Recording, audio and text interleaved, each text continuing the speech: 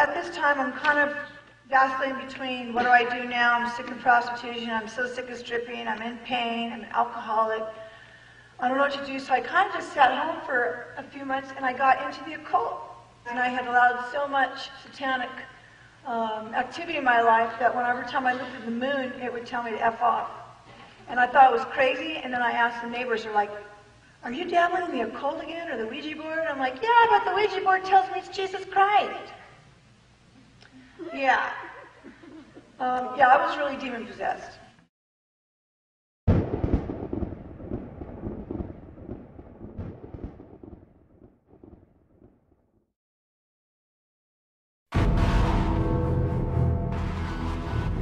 Los Angeles, 1994.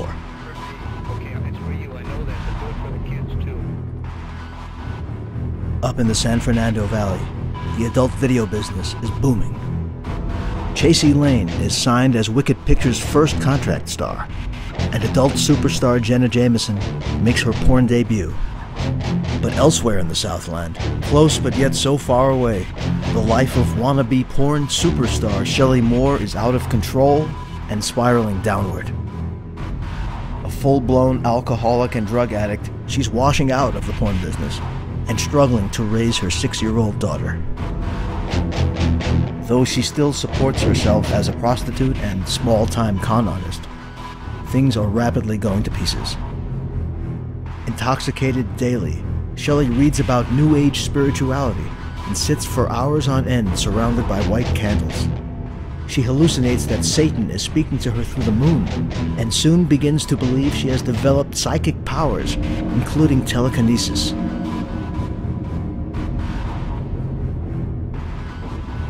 After weeks of this, Shelley finds herself low on cash and needing to, quote, pull a few deals.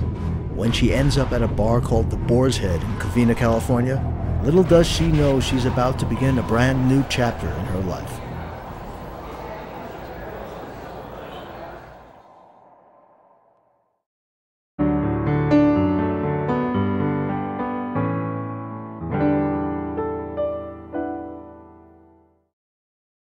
So anyways, I'm a prostitute again, and I don't know what I'm going to do with my life. Now I feel like no man will ever want me.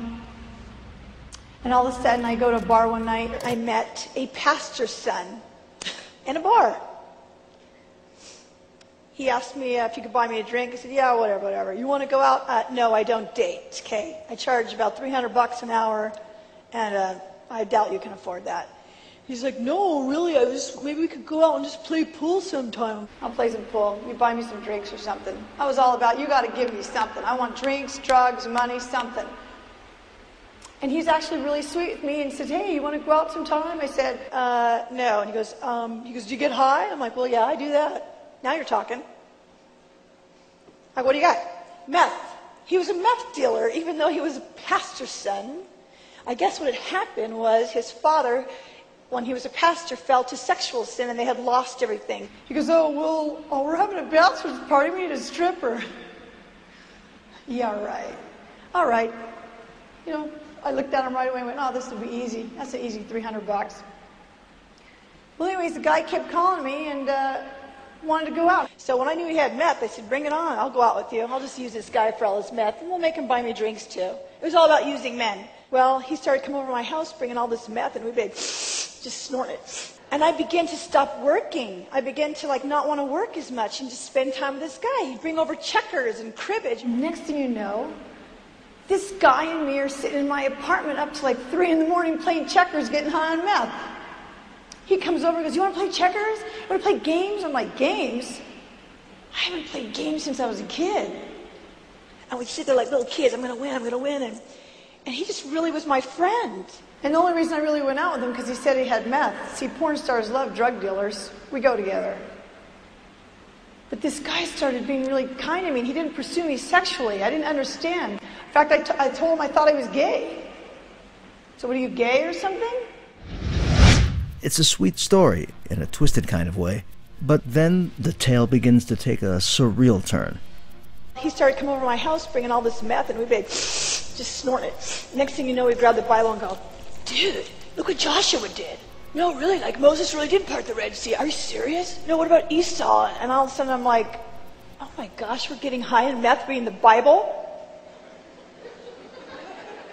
Anyone who's ever been around tweakers knows that when they're spun on methamphetamine, they're not going to sit down and read a book. They're going to take their carburetor apart to make it work better. It's also interesting to note that up until this point, Shelley's primary vices had been alcohol and cocaine. It's not until she takes up with Gary that she gets hooked on meth. And we started reading the Bible together. Just spending all this time together. And we just knew, you know what? I'm supposed to marry this guy. God's like, you're supposed to marry this guy. And I said, I don't love you. I'm not attracted to you, but I'll do it. I did it because God told me to. I didn't want to marry this guy. I did not love him. I didn't have the capacity to love anyone, not even myself. But I figured, like a good businesswoman, well, you got herpes and you got a kid who also doesn't want to marry you. Okay, so why'd she marry him? Because God told her to, or was it simply for opportunistic reasons? She's telling two conflicting stories at once. Then there's Shelley's account of the big day, their wedding at City Hall. Shelley writes, "We drove to Norwalk, California on a harsh winter's day.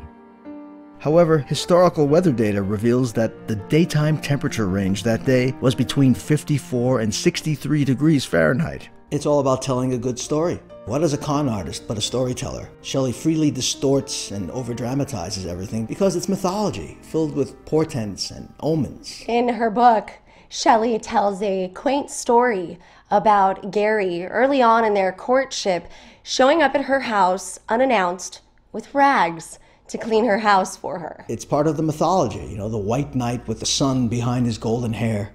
Because we now know that in the spring of '95, cleanliness and godliness were not high priorities for either of them. After their wedding, the couple was living out in Chino in a condo that belonged to Gary's aunt. That is, until one day when Gary's mother and his aunt come to visit and they find the place is trashed. Shelley and Gary get thrown out and his aunt calls Child Protective Services on them.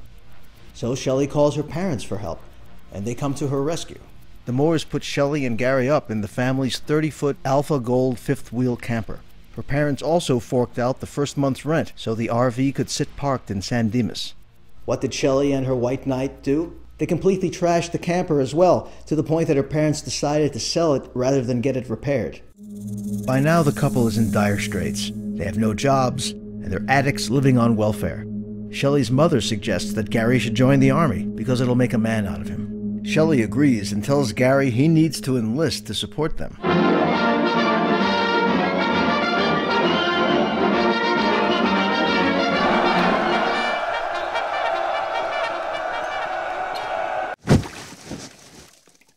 It's perfect. He has to sober up, but she can keep on getting loaded. Shelley wears the pants, so off he goes to basic training in Texas. Shelley had reasons of her own to want to get out of California. 7 outstanding arrest warrants. So after a little time in Glendora, she follows him to Texas and then later to Washington State.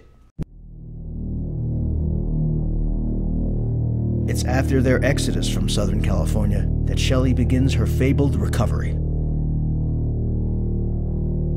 Wait, you say you've never heard some parts of this story before? That's because we left out one little thing. Nearly everything we know about Shelley Lubben comes from her own accounts. That is, the differing accounts she's given over the years. And up until now, no one has come forward to challenge her versions of events. I began to wonder, how much of the official story is verifiably true? How much is mythology? And what do we really know about Shelley Lubben? And then something really unexpected happened. I received a message on YouTube directing me to a page on howardstern.com. It was a recap of Stern's broadcast of November 9th, 2010, the day after Shelley Lubben had been a guest. An item near the bottom of the page carried the title, "Shelley Lubben's Brother Disputes Her Story." We had a guest on yesterday named Shelley Lubben. If you remember, she was the woman who was in pornography. She was a prostitute, and she now has devoted her life to getting women out of pornography and prostitution. And she gave a rather touching interview. She even talked about her parents and her problems there. Well, I received a letter from Shelley's younger brother. He claims to be Shelley's younger brother. Okay. He says, "I want you to know that what you heard today regarding our parents and the household we grew up in was not the truth. It's the truth Shelley has conjured up in her mind, but it's not the real truth. It's interesting that my other sister and I never considered a life in pornography or prostitution. She fails to mention that to people who interview her, Just like she fails to mention all the times my parents rescued her from impossible situations, the reality is that Shelley was a very difficult child who needed huge amounts of attention, and he claimed she was diagnosed as being bipolar. I don't know anything about that, but the family... No, this is a whole family thing. It's a whole family thing. The tip had come from Shelley's brother, Chris. Chris and the Moore family are devout Christians, and their position is not in favor of pornography. But he was upset about the things that Shelley has been saying about their parents, which he knows to be untrue. For years, they tried to work this out within the family. The problem for the Moores, though, is Shelley doesn't seem to be interested in working it out, or in publicly recanting her claims. So he dropped Howard Stern that note to try to vindicate his parents. When Shelley learned that Chris had contacted Stern, she sent him a message through Facebook. Furious, she threatened to publicly expose skeletons from his past. Shelley wrote, You want me to tell the public about your reckless teenage years? Don't you ever stand against the gospel of Jesus Christ again, or the Lord will rebuke you publicly.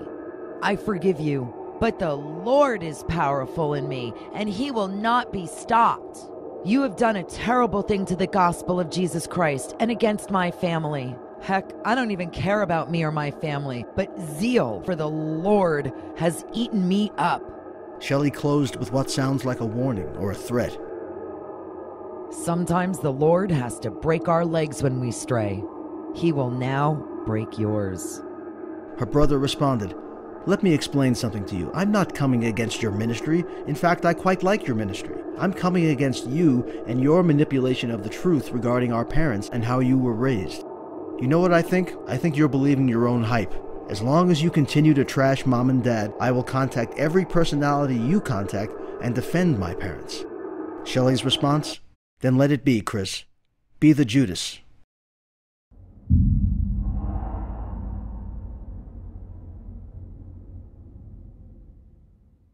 It's not just the incredible arrogance and the way she uses herself and the Lord almost interchangeably, but also the fact that she never once tells her brother he's lying. Chris challenged her story. She calls him a traitor, but she never tells him he's lying. Opposing her is his sin. Even challenging her is blasphemy.